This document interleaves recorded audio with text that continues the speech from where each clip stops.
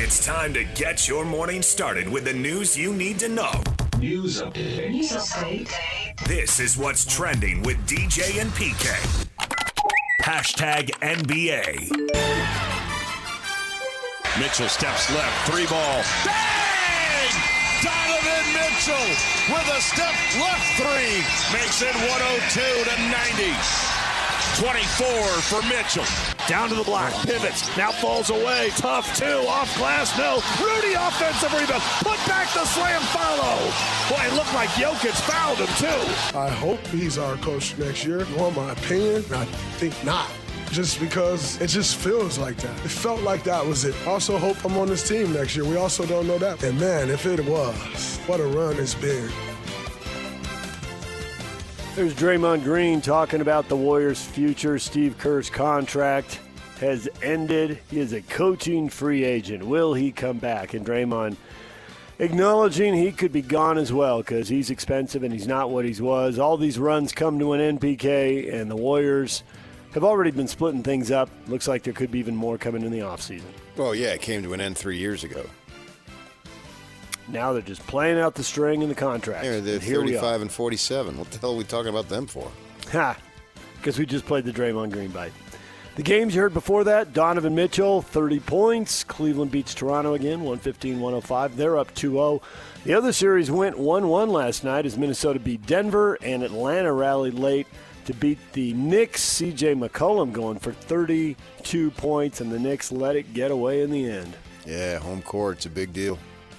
We'll see if they can turn it around now as they hit the road for 2 games and get one of their own. It's amazing that the better team always wins. The better team always wins? No upsets in 7. Is it an upset if the team has 4 wins and you have 3? I mean, I don't think it's an upset. Ant-Man came back from a pretty quiet first game. He had 30 points, 10 rebounds, and leads the Timberwolves to a 119-114 win over Denver. We got more games tonight. The Celtics blew out the Sixers in Game 1. They'll try to make it 2-0, and the Spurs and Lakers also trying to go up with 2-0 over the Blazers and the Rockets. That's the NBA hoops tonight. DJ and PK. Hashtag NFL.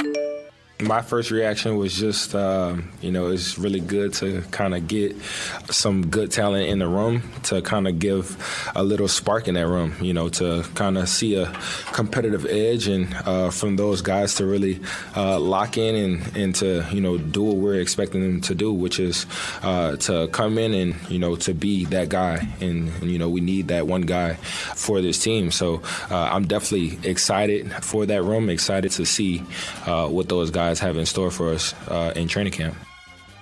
That's Justin Jefferson, star wide receiver in Minnesota. Asked about Kyler Murray or J.J. McCarthy, those two expected to battle for the starting quarterback job.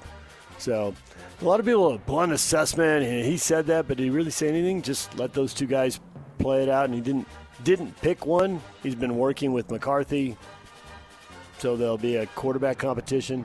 I didn't find that as controversial as everybody else. Everybody found that as controversial? Well, I've seen it written multiple places. Oh, so I don't know. Brand You're new right. news Everybody, today? I did not assess all 350 million Americans. I think it was just an off-season statement. I didn't think anything of it. Fred Warner, San Francisco 49ers captain, back to 100% health. The former BYU Cougar on the field as the team opened their off-season training camp. He had a season-ending ankle injury in October, but he is back, obviously a big piece of that Niner defense. High hopes for those guys. Seattle and L.A. finished ahead of them in the division, but those might have been the only 2 teams in the conference who were better than them, but that's who they ran into, so that ended things for them. And it's official, Brandon Aubrey, highest paid kicker in NFL history, 4 years, $28 million. And he has made a half dozen 60-yard field goals. Quite the weapon for Dallas. Just get somewhere across midfield just a little bit, and he can get you 3 points. Good for them. Good for him. Way to get that money. DJ and PK. Hashtag college football. Indiana defensive coordinator Brian Haynes responding to Alabama quarterback Ty Simpson's comments about their Rose Bowl matchup. Simpson said Indiana's defense was complex, and they do the same thing every down, so when I got the ball, I knew exactly what was going to happen. They just didn't mess up, bro. They were in the exact spot they were supposed to be. They were so well coached. Final score is not enough, I guess. Got to have something to say afterwards. Haynes took to social media to say, adorable. We also saw everything they were doing on every single snap. It's just that we exploited those cues and didn't get frozen and crushed by them. Indiana won the game 38-3. Do you care months later, PK? About what? Oh, about these two firing off on each other. I think social media is a dumb place to have disputes and arguments. I would advise all 360 million to stay away from that. It just doesn't go the way you think it would. One of the things that I promise you is that person A will not change person B's mind and vice versa. It's a waste of time. Just screaming at a wall. DJ and PK. Hashtag Major League Baseball. And that is hammered down the left field line. Ball is hooking. If it stays fair, it's gone. It's a fair ball and a home run. A 2-homer game for Isaac Paredes. His first 2 homers of the season.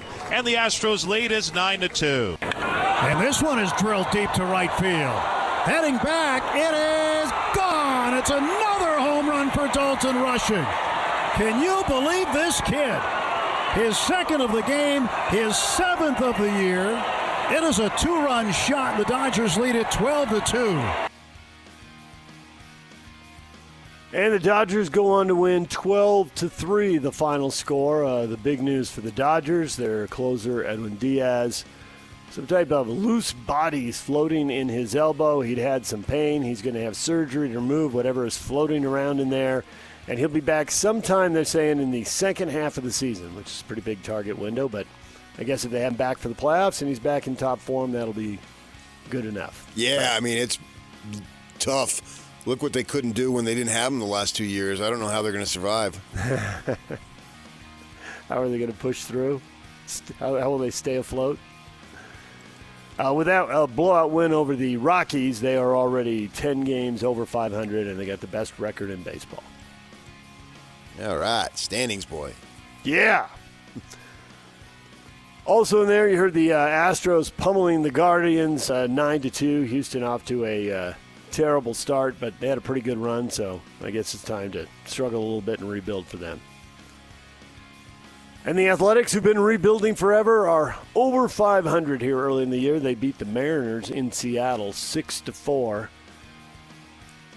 You got a favorite in that division? A future division for the Utah, whatever they're going to be called. Utah Outlaws or Utah whatevers, I don't know.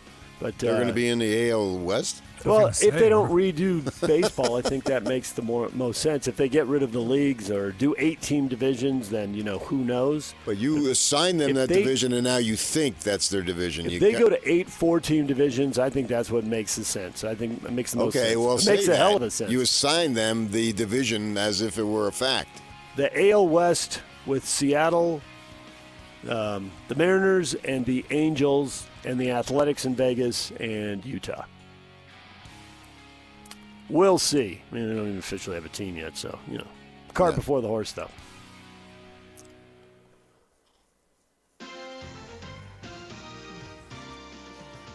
Salt Lake Bees are in Vegas to open a 6-game series. First pitch set for 8 o'clock. Coverage on the Zone begins at 7:50. Tony Parks on the call. DJ and PK. Hashtag golf. The official announcement, we were talking about this weeks ago, that the PGA wouldn't be going back to Hawaii, and there's the official announcement. The Hawaii tour events will not be on the schedule. Might see a senior tour event added out there to keep something going, but they're going to reshape the PGA Tour, so no season opener in Maui and no week 2 on Oahu. It's all history now as they reshape and reform the PGA Tour. Yeah, I don't like it. The tradition was cool. It was fun. I view it as bowl games. If I want to watch it, I'll watch it. But if it's not happening, I can't watch it. Yeah. So that first week of January, get a little postseason or post-Christmas season hangover. Get golf on TV, brighten up your day a little bit, knowing that it's still several months away where you live, if you live in a colder area, and now it's taken away. You're taking away my hope of spring. You're taking away the joy of Kapalua, where I have played, very few PGA courses where I've played. I'm grateful I went over and covered it a couple years back. Little did I know that it wouldn't be around anymore. You walking around tracking down Tony Finau, chatting him up.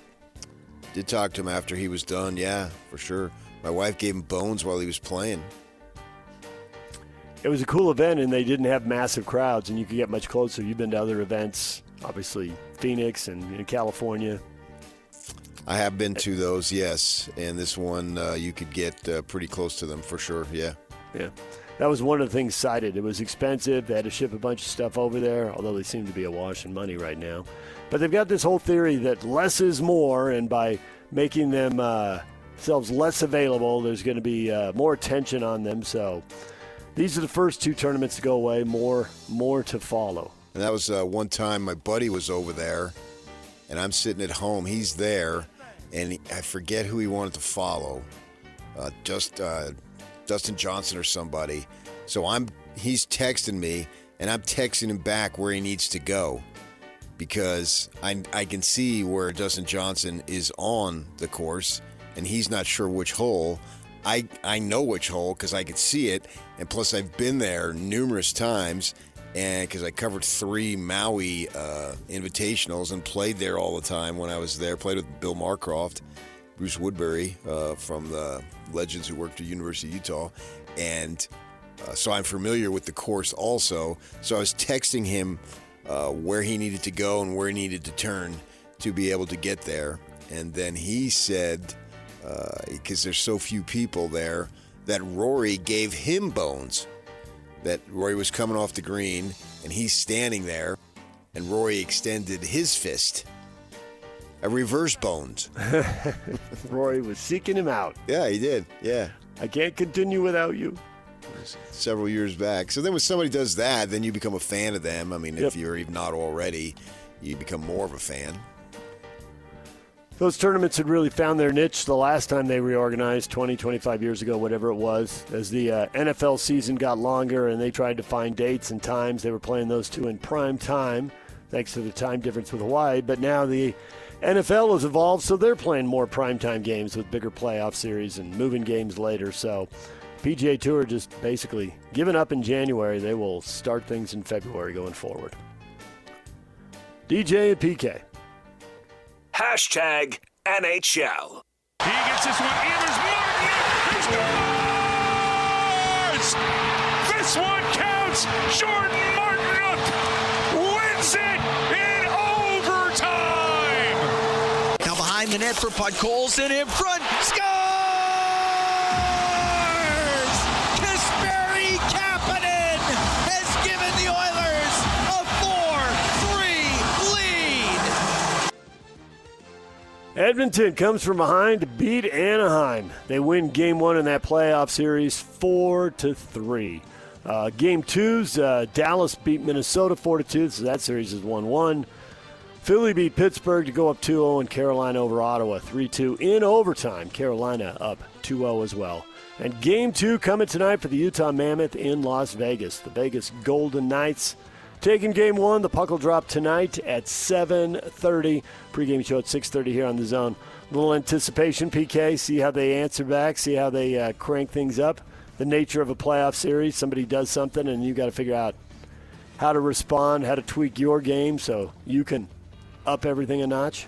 Yeah, absolutely. I mean, 7-game series are basically short stories, and there's going to be stories and subplots within that, and the ebb and flow of all that stuff, unless some team is just wildly better than the other, and that does happen, particularly in the early rounds, especially in the NBA. I think we're going to see that here. But in this situation, where they tell us there's not that big of a variance, and the Vegas people themselves expect it to be a long series. Hopefully for them it's not. Hopefully for the Utah Mammoth, they want to win the next 4, obviously, but it's probably not going to happen. So that's where the intrigue comes in, and you get together, and they're like little 2 weeks short stories in a season long of stories and a postseason long, depending on how far you can go. So absolutely, I'm interested to see. And then one player tells the other, I'm going to get you, I'm going to kill you. So I don't know if Undertaker should be available tonight. Yes, absolutely. Undertakers. Get them on hand. Get the cops. Get all the private eyes. Let's do it. That game tonight's on ESPN2 at 7:30 over on ESPN. The other Western Series at 8 o'clock will be the Kings and the Avalanche.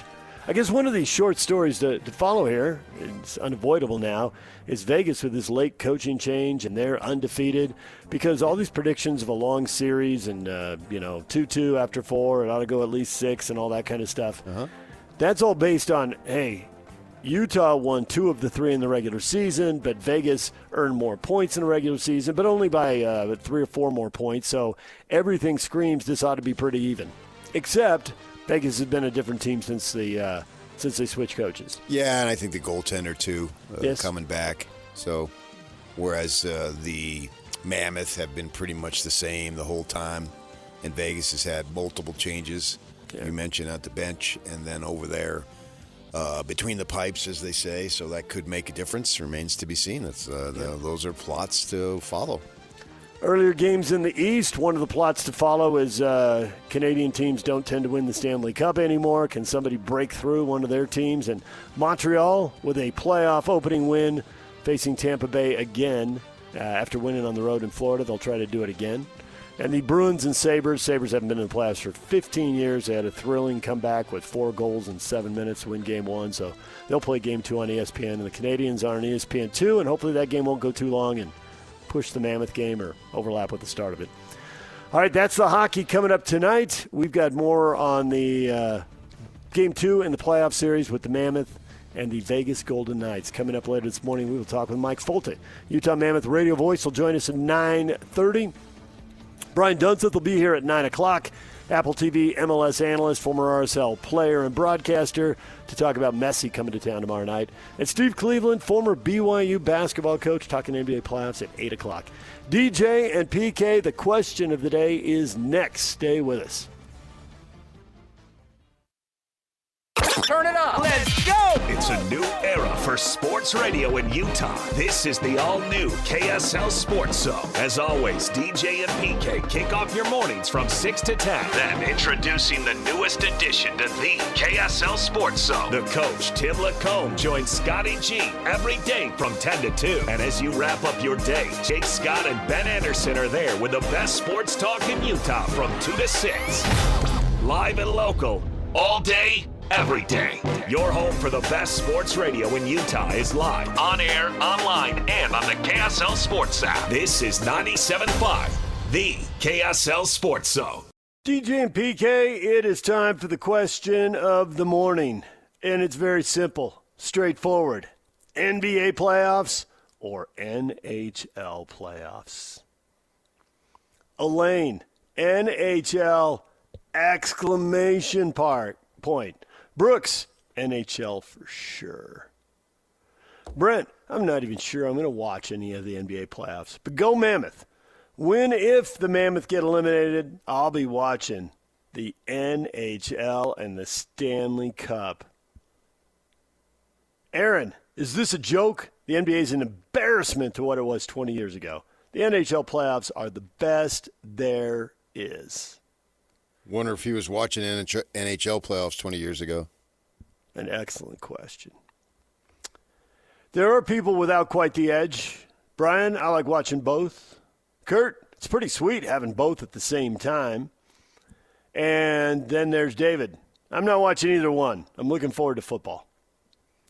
Seems like a long way off right now. It'll be here soon enough, but we got at least 4, almost 5 months. Depending on if you're in the into the UFL, you got it today. Not into the UFL. That doesn't mean other people aren't. True story. Matthew, NFL. Yeah, he's waiting for his football. It's true, PK. The NHL playoffs are much more compelling to me because we got a local team in the race, storylines, and people we've been following all year, listening to them talk all year, watching their games.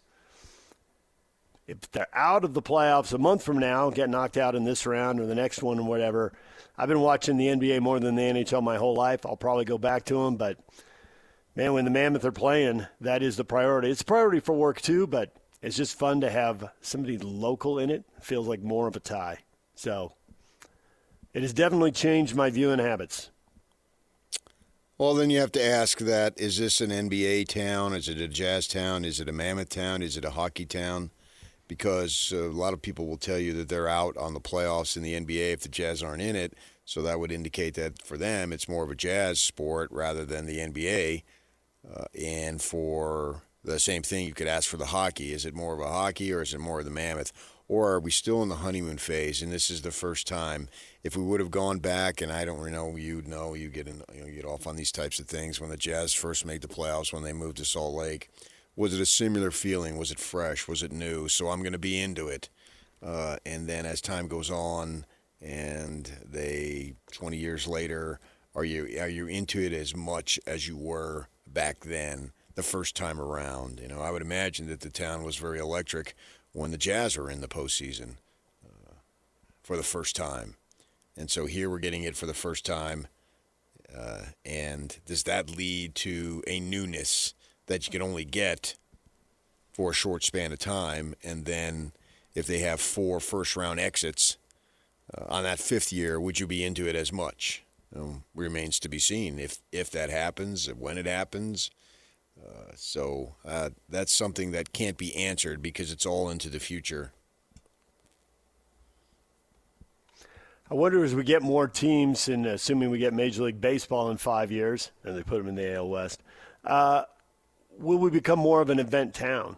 I mean, you've already talked about that. Like, we show up for events here, and you hear that in a lot of places. People, it's for people who aren't from L.A., it's fun to bash on L.A. sports fans.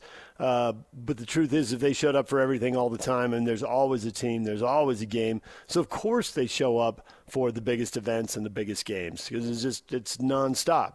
And it tends to be mostly the Lakers and the Dodgers, maybe a little USC football. They tend to provide the biggest events, they're the most likely to provide the biggest events. Now, you grew up with that in New York, and there's 9 pro teams there, which is part of why colleges get so overshadowed. There's so many pro teams. Yeah. So it gets a little bit of a rep as an event town, maybe not the same way as L.A. Well, my experience living there and then also having just too many family that I can even count that still live there, the postseason is huge for all of them. Yeah. And there's so many people that even if the Rangers have a slice or the Devils have a slice, that slice is bigger than everybody else's slice. Yeah. It's like a full pizza because there's so many people that they end up taking over. My sister, she moved down to the southern portion, what they call South Jersey, and was a teacher there in her early years and would talk to me when I was a kid living only 2 hours away, but it seemed like it was a life, just the other side of the world, especially when you're 10, 11, 12 years old. When the Flyers were doing their thing, the Broad Street Bullies and all, man, that's all anybody was talking about. It was just huge, huge for them. And I think that, and they would advance, and they were really good, obviously. And if the Mammoth get to that point, then you get involved in it, man. You can't help but at least have a working knowledge because the media outlets, that's what they're talking about. The news outlets, they're putting it in the A block and all that stuff. And so if you're just a person who's alive and breathing, essentially, you end up at least knowing, oh, yeah, they're playing. You may not know any of the guys or what have you or understand the sport that much, but you're aware of it. And playoff, no matter what it is, I think it draws you in. We see that across the board. It doesn't really matter what sport it is. It draws you in. And I would think that, when the Utes were going to the Rose Bowl, they probably had on that very day thousands of people in the state, if not even tens and hundreds of thousands who hadn't watched a Ute game all year are going to watch that. And particularly in this area where it's colder and it's on in the middle of the day, and what are you going to do? So you turn that on. That's obviously that's a postseason playoff type situation. They weren't calling it the playoff for college, but still, it was a big, big deal. And I think even for the casuals, because it just dominates, that you have no choice but to be in. I wonder if it will capture to the level that the Jazz. Now, that's so unfair. It's like one time my father said to me, he moves out to Arizona in the 70s, right? And then just hates every sport, every team, even the Sun Devils. I mean, one time he was on the phone with me, and he told me that one of their running backs, said Larry Centers, he is so overrated. I said, Dad, he plays for the Cardinals. It's impossible to be overrated if you played for the Cardinals. I mean, they sucked year after year in the early years. I said, no. Nobody knows who Larry Centers is outside of a few people in the Valley. The rest of the NFL is not paying a lick of attention to the Cardinals. And then another time, he was mocking the Diamondbacks. They're fans. They don't compare to the Red Sox, blah, blah, blah, blah, blah. I said, yeah. Wow, who knew a team that's 10 years old doesn't compare to a team that's 100 years old? That's shocking in the fan bases. You literally can't have a second generation yet. He would drive me nuts. We'd have these shouting matches on the phone, him being in Phoenix and me being up here. And, of course, we would just take the opposite side and just go at each other. That's the way people are back east. And, my wife, what are you yelling about? I'm not yelling. I'm just talking loud. What are you talking about? I mean, act like we're fighting. But this is not the way it is. And so for here, how is that going to be as this team, this franchise, gets to the point of multiple generations? And what level of success does it have? And I get it now. If you say, it's like you two with your soccer there. You like to tell us about, and you like to answer. You crack me up with all the questions. And Pablo, you act like you really know the sport. I just ask general questions because I don't know it, but you like to get in the minutia. And what all the columnists who wrote, I'm a girl dad, what they're saying is, I'm so progressive. Look at me. I'm special. Hell, I had a kid who played high school sports as a girl. I didn't run around saying I was a girl dad. Of course I would be. It would be the other way around. Being a girl dad is dog bites man. It's not man bites dog. If you got a daughter who plays sports, of course you're going to be interested. How are you not going to be interested? But all these people, look at me. Aren't I something? I promote and support women's sports. And it's the same thing here with hockey. Look at me. I'm different. You're an NBA fan. Well, everybody's an NBA fan, but not me. I'm special. I'm a hockey fan. How much of that is really in the attempt of get out of the humdrum life to get yourself some separation? Like I talk about all those missionaries who come home. Yeah. I went to fill-in-the-blank European country. I'm hardcore soccer now. Yeah, right. And then you talk for an accent for a few months, and then you get over it. Come on. I've had it. I'm done with it. I want the hardcore. I don't want the casual. Tony says, well, I'm not planning to watch either one, but if you're making me choose, give me the NHL every day and twice on Sunday. The NHL is a league that earns respect. Players play every game. They play just as many games as the NBA and zero load management BS. We're witnessing the ultimate death of the NBA. Well, they do have load management. They play 20 minutes a game. We had a player last night go 40 minutes on the ice, which was a lot. That's why you remember it, because it is a lot. It is. Right. And you literally prove the point. That means it's something different. So, yeah, that's. There's been criticism of NHL players in the past, the Connor McDavid, where he plays, 20 minutes of a 60-minute game due to the shifts. Yeah. That is load management. It's a different form of load management. The NBA should, and I've heard people, national folk, talk about that consistently. I listen to Isola in the mornings. He does the NBA radio, and when I'm flicking around, depending on the time of year, I listen, when it's playoff time, whatever. He's been advocating that for as long as I've had the satellite radio in the car. 40-minute games? No. That they go out there and play 20 minutes. That's your load management. So instead of playing 35 in one game and you're going to take the game off, play 15 to 20. And that's a form of load management. And then you'd get everybody off your back.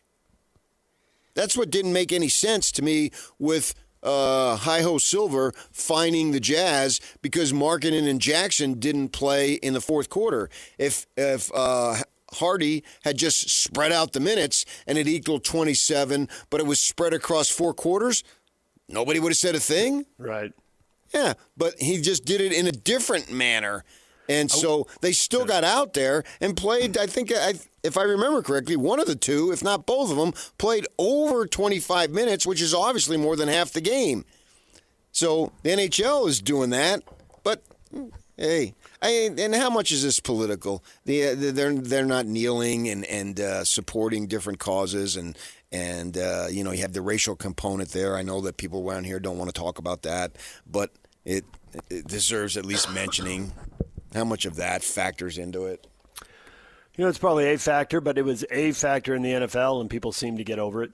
I think a lot of the people are down on the NBA. It's because the Jazz haven't been good for 4 years, and they've been tanking, and it's turned people off.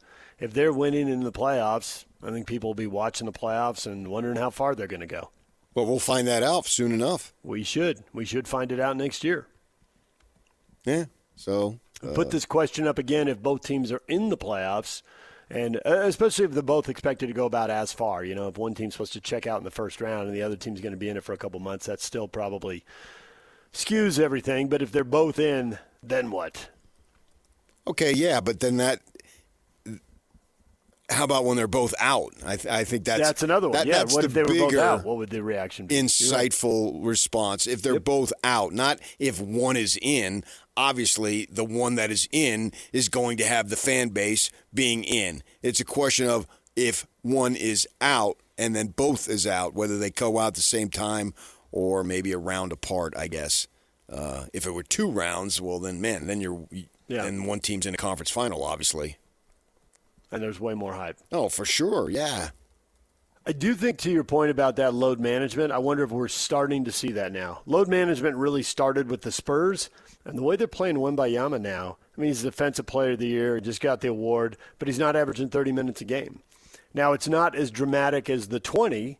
I mean, maybe they'll ease their way towards that, but starters have always played 30 to 35 minutes. Sloan was always cutting off Stockton and Malone at 36, and that was a big deal. And now Wembayama, 29. And I think they've done that in 2 of his 3 years. So we'll see how limited they keep him going forward and if that even trends down a little more. But it feels like maybe we're starting to go down that path. Yeah, but he gets injured and then he comes back. And so what does that number mean? Because if did you go through and look at every game that he played? I did not. Right. So I gave you something to do in the next break, so thanks, PK. Yeah, good for you. I mean, it could be when he's coming back, he's playing 15 minutes, and then the other times he's playing 33, 34, whatever it might be. And then if a game's a blowout, that's why I don't take numbers at face value and run with them. I never will, no matter how hard you want to push it. What does that mean? I don't know what it means, unless I want to investigate, which I don't. Who cares? Who cares what he does in January? It's what he does in the NBA will always have that as a curse and a blessing. The curse being the regular season is a big ball of crap most of the time, and then in the postseason, it's great. It's as good. And when you get a 7-game series in the NBA or a 6-game series, it's as good as any postseason out there. Because we're already seeing it. We're already seeing it last night with Jokic and Anthony Edwards there. They're getting into it a little bit. And so that's going to continue. And Rudy Gobert didn't get the Defensive Player of the Year, and he gets his feelings hurt all the time. I mean, how many do you need to where if it's defensive play that's going to get you in the Hall of Fame? Well, you're a lock then, and you're making millions of dollars based on your Defensive Player of the Year. I mean, Jordan didn't win MVP. Somebody got to tell Rudy, get over this. But if that's what he needs to fire him up and all that stuff, good for him. Yeah, if that's what I think it's not that big of a deal. But this series between Minnesota and Denver has an opportunity to be the best first-round series of any. It's certainly the one that I anticipate the most. These are the 2 teams that are most evenly matched, and the 2 teams that are most evenly matched that I think could go deep in the playoffs. I wouldn't think either one of them gets the NBA Finals, but one of them might get to a conference final. Houston and LA have too many injuries. And in the East, it seems like there's clear separation between the top four and the next four. Maybe we'll have some massive upset, but it feels like the top four teams all ought to advance, and they all should advance pretty comfortably. Obviously, Detroit lost their first game. So, to me, if you're looking for one series, if you're only going to focus on one series in the first round, Denver and Minnesota's it. They've had playoff success before. They could have more now, and it looks like a pretty even series. So, yeah, I mean, who cares if they don't win the title? That doesn't. I'm into having good times, enjoying competition. There was a Clipper, somebody else series. Was it San Antonio that won 7 a few years back? I was gripped by it. And I don't think either team went to the conference final or went to the NBA final. Maybe they did. I don't remember. And obviously the Clippers haven't. Yeah. But it was fun to watch. So when you're evaluating NBA playoffs versus NHL playoffs, obviously the local team's participation in it or missing it, whatever it is a massive factor in the interest level. And we know all these stories in the NBA, and we've talked about them on the show for years. The NHL stuff is obviously newer. We haven't talked about it nearly as much. Are there any storylines across the league that intrigue you a little bit? Anything you're buying into now that we've had 2 years of the NHL here? I am so into the Mammoth that, for me, I need more time. I'm not going to pretend that I have all sorts of answers and I'm hardcore. I'm not going to fool people. I'm going to tell it like it, I'm going to give them the truth as I see it. I was into it 30-plus years ago when I had to be. And since I moved up here, I didn't have to be. And it slid off the radar for me to a large extent. Get to the finals, yeah. So the point being is I haven't followed the league enough to look at it and say, oh, yeah, this team versus that team, they've got a history, blah, blah, blah. I can look at scores and pretend, but I'm not going to do that. On the flip side, it's the Mammoth. Because I worried about it. Oh, man, how am I going to get up to speed on the Mammoth? And I knew of them a little bit because of friends and family from the Phoenix area, so it wasn't a complete start from scratch. But at the same time, I discovered after the first 10 games, I pretty much had the storylines. All you got to do is really watch the team 10 times, which I did last year, and listen to Torney speak, and then you get an idea of what he's going to say. Listen to Armstrong speak. You're going to get an idea of what he's going to say, and then you're good to go. I felt like, okay, I'm ready to go. I still have a long way to go on the league. It's the same thing with soccer. I'm not going to pretend that I know all these guys from Miami and whatnot. I don't. That's not really what I'm paid to do. If I was paid to understand that and be an expert on the MLS, I would be. But I just watch the local team. I think the two storylines in the NHL I find most intriguing because they line up with other storylines in other sports, and so it's pretty familiar and it's pretty easy to grasp. The NBA story about this excellent player, whoever it is, whatever generation, but he doesn't have a championship, right? And that's the Edmonton story. They got Connor McDavid. They got Draisaitl too, and those two guys are awesome. If you can only name 5 players in the league, you can probably name those two, but they haven't won. And the fact they're trying to do it in Edmonton, which is a smaller market, I mean, for Jazz fans, that's an easy but that's the NHL. There's tons of small markets in the NHL. And the other one is Buffalo. 15 years. We all know about the Bills' agony in the NFL playoffs, and the Sabres 15 years removed from being in the playoffs, and they finally get there. And they turned it around with the Josh Doan trade, who's like the first guy you told me about when the stories about Arizona are coming. Josh Doan, because his dad was a legend, and now here comes the kid and the expectations and all that kind of stuff. And then he goes on the Paterka deal to Buffalo, and they just turn things around in a heartbeat. So. See, but the thing that got me confused is you asked me if there were any stories in the league that I was following, and I told you essentially no. I never asked you, but you told us anyway. Yep, I did.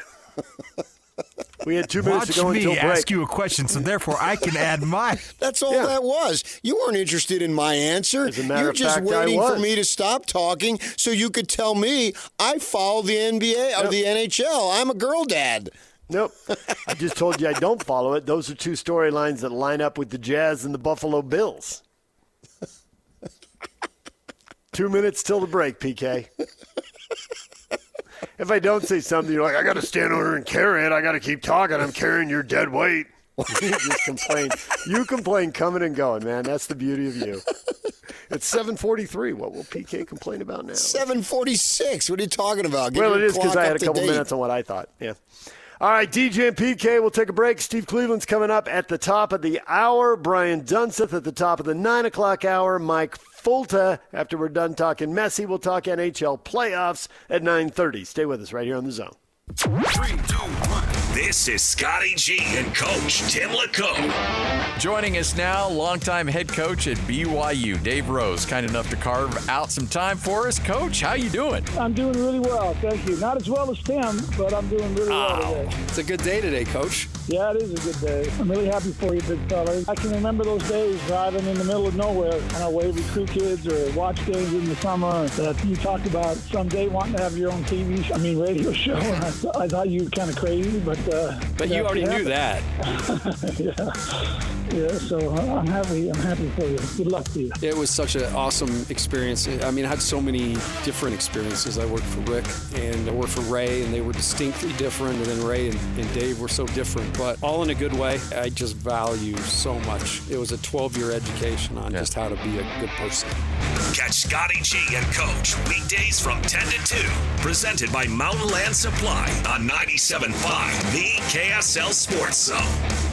I'm here on the job site with Dale, who's a framing contractor. Hey, good morning. Dale traded up to Geico Commercial Auto Insurance for all his business vehicles. We're here where he needs us most. Yep, they sure are. We make it easy for him to save on all his insurance needs, all in one place, with coverage that fits his business and bottom line. Oh, I shouldn't have looked down. It's all right. We're so far up here. Look at me. Take a deep breath. No, I'm good. So good. Get a commercial auto insurance quote today at geico.com and see how much you could save. It feels good to Geico. Tank is over, and the winning has already started, PK. How about that? The Jazz won a coin flip versus the Kings, so now they're guaranteed to pick in the top 8. They were tied for the 4th worst record, but they got the 4th, and the Kings got the 5th spot there. So that means there's no way they can lose the pick. There's not even a 0.6 whatever chance. Nothing. They're keeping the pick. Is there more good luck coming the Jazz way? Yeah, I think so. Jazz fans are reluctant to embrace that. Tony, finally, we won something to do with the lottery. Now can we actually move up? Well, the odds are, yes, eventually you should. Seems like it's the Jazz time. I mean, obviously, the odds are all laid out. They could miss again. David thinks they will. They're going to pick 6th or 7th. But at least OKC won't be using the Jazz pick. Well, then that luck's already happened. I'm talking about more luck. Yep. Philip says, great. Now if Sacramento moves into the top 3, I'll be ... Well, not really that surprised. Yeah, I just think the odds have got to favor you at some point. It's got to break your way. And this is expecting to, you never know what's going to happen. They could make a trade or they could suck down the line, whatever. But this could be the last time in the lottery for a good while. And so with that in mind, it just seems like they're due. And eventually you keep plugging away at something. You keep sucking, things are going to break your way. And you can argue things broke their way last year. It has to work eventually. Yeah. I don't necessarily know which player the 4 teams who picked ahead of them last year would say, oh, no, we'd rather have Ace Bailey, because they could have had Ace Bailey. Yeah. I think all 4 of them are very happy with the players that they have. And so this could be one of the, looking back, one of the great drafts of the top 5 already that we saw.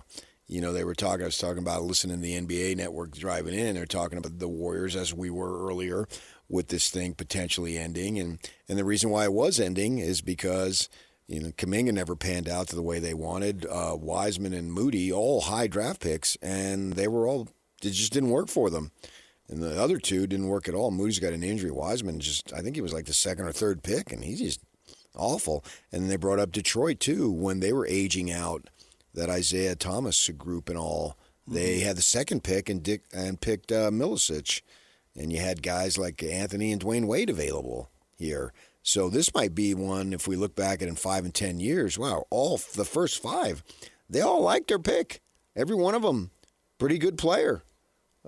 And to what level? Well, we'll see. That's one of the fun things to watch over the next 5 years or so, to watch all these guys. So they've already got luck. So the woe is me stuff, which Ryan Smith says he's not going to have. And if Hatback Billionaire ain't going to have it, then poor old me complain 24/7, gets to work with the brightest sunshine of all sunshines ever, and hasn't rubbed off on him.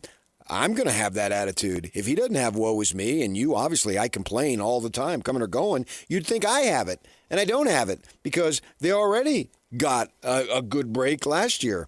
And now they got another good break. That's 2 good breaks in a row, but I keep hearing, no, we never get any. Well, you just got 2 in a row. You got Ace Bailey, who Locke knows 1,000 times more than us, saying, or at least me, probably not you. I'll be willing to admit it. He's telling us, well, by February he could be the number 1 option.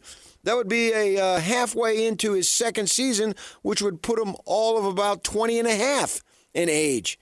When have they ever had that type of player with that type of skill at that position? Never. Never in their franchise history. That sounds like pretty good luck to me. And they're on a roll now. Their good luck cannot be stopped.